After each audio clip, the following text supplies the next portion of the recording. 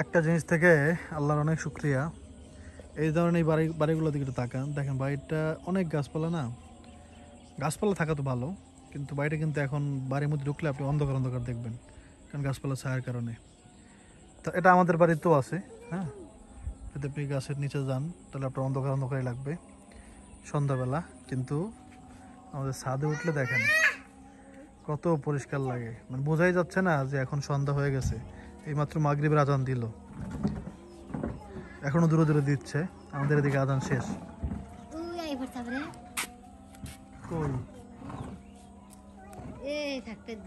ও, এটা রকেট যাচ্ছে, এটা নজর দেখতেছি। রকেটে এই যে ধোয়া ছেড়ে গেছে, এখন হচ্ছে কই জানি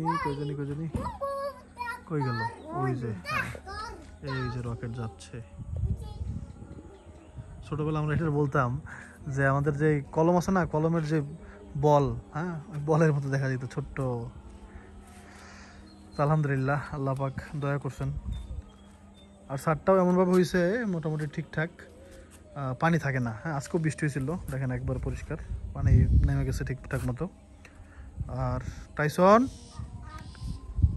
তোমার কি হয়েছে? ও টাইসন, টাইসন এখন কি করে জানেন?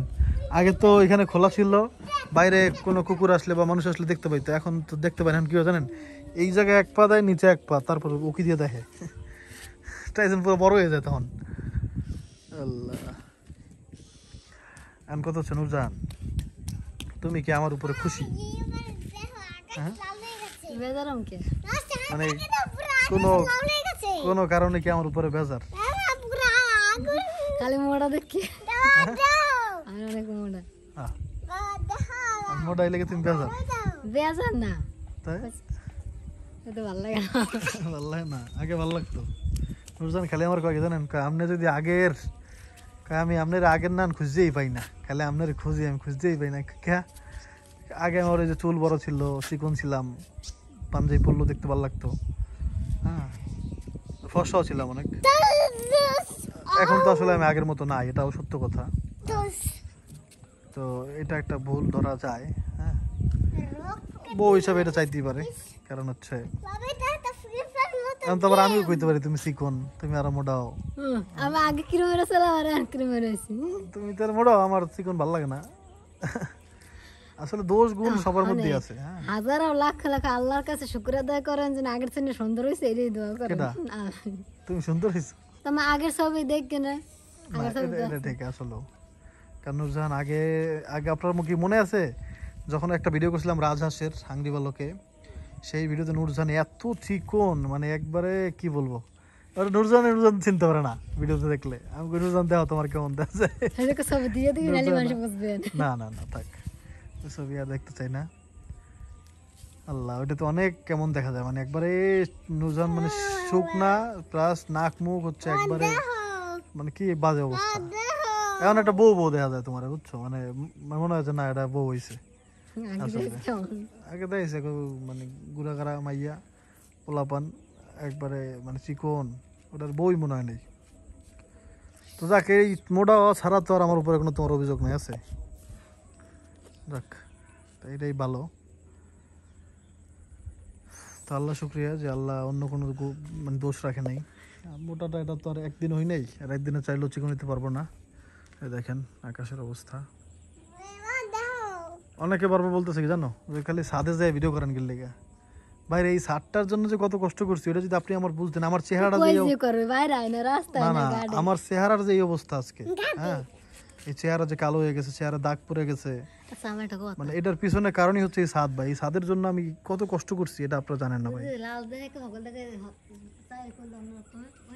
সূর্য ডুবছে না, সূর্যের আলো তো এখনো আছে, মানে ওই যে ওই দিকটাতে মানে সূর্য হচ্ছে মানে একবারে আমরা ঘুরতেছে, পৃথিবী ঘুরতেছে, তো তো প্রায় দূরে চলে যেতেছে সূর্য আর কি। হ্যাঁ, উল্টা দিকে, তো এই জন্য আর কি ওই জায়গাটা বেশি আলোকিত হয়ে রয়েছে। যদি আরো উপরে থাকতো তাহলে এদিকে আলো থাকতো, ধরেন এদিকে আলো কম, এদিকে আলো নাই বললেই চল। তবে বললাম না যে আমাদের ছাদে উঠলে মানে অনেক বেশি আলোকিত। ভয় করে কিয়ামতের আগে সবকিছু একবারে লাল চামড়ার মতো হয়ে যাবে, এরকম আকাশ। আল্লাহু আকবার। তখন আল্লাহ পাক নিজের কুদরতি হাতে এই আকাশ তারপর পৃথিবী সব কিছু একবার মুছড়াই দেবেন, ধরে এরকম মুছড়াই দেবে আল্লাহ।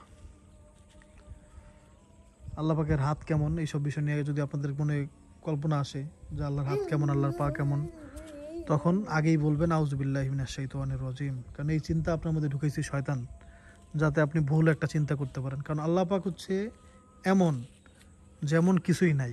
হ্যাঁ, তো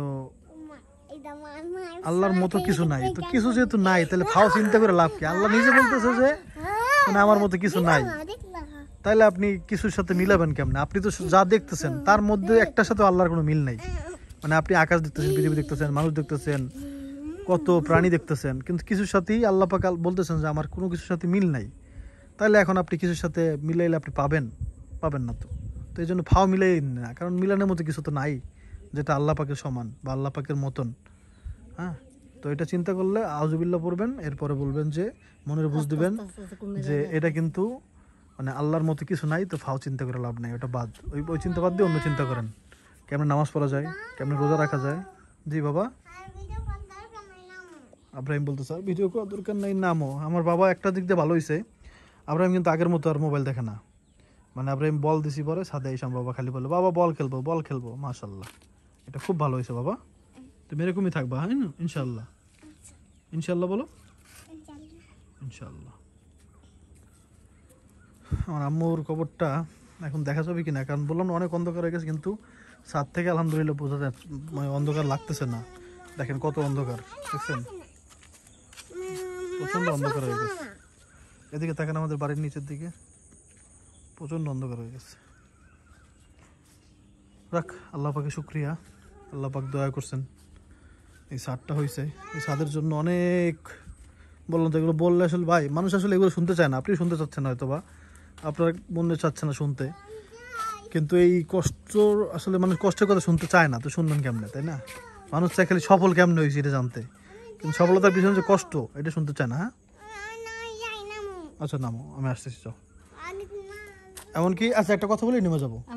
এমনকি একটু কথা শুনে যাও, মানে মানুষজন কষ্টের কথা কারো বলতে গেলে মানে অনেকে জিজ্ঞাসা করে ভাই কেমনে কি করছেন, যখন কেমনে কি করছি বলা শুরু করি তখন তারা কথা মানে ঘুরে দেয়, অন্যদিকে নিতে চায়, মানে এই কষ্টের কথা তারা শুনতে চায় না। হ্যাঁ যাও। তো হচ্ছে একটা অবস্থা যে আপনার কষ্টের কথা কেউ শুনতে চাবে না, কিন্তু আপনার সুখের কথা সবাই শুনতে চাবে, যে আপনি কেমনে এত টাকা কামাইলেন, কেমনে এটা করলেন, কেমনে এটা করলেন। যখন আপনি বলতে চাবেন আপনার মনের কথা, কষ্টের কথা, তখন আপনার ওই কথা শোনার মতো কেউ পাবেন না, আর শুনলেও সেটা বুঝবে না। হ্যাঁ হয়তো ঠিকই শুনবে। হ্যাঁ বাবা।